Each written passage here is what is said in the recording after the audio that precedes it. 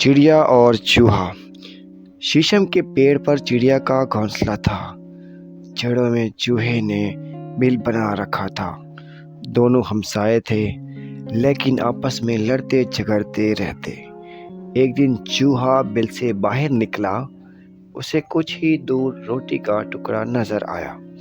इसी लम्हे चिड़िया ने भी उसे देख लिया। इधर से चूहे ने छलांग लगाई, उधर से चिड़िया फुर से उड़ी।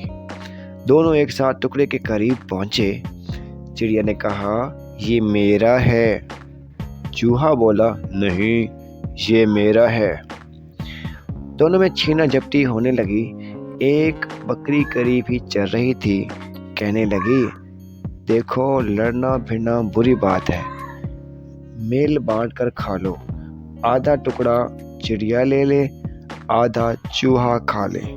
चिड़िया ने कहा, मुझे मंजूर नहीं, पहले मैंने देखा था इसलिए ये मेरा है। चूहा बोला, नहीं, पहले मैंने उसे देखा था इसलिए ये सिर्फ मेरा है।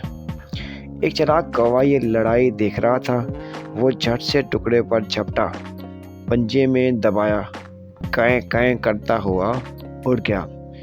चिड़िया और चूहा दोनों लड़ते झगड़ते रह गए। टुकड़ा चिड़िया को मिला, ना ही चूहे को।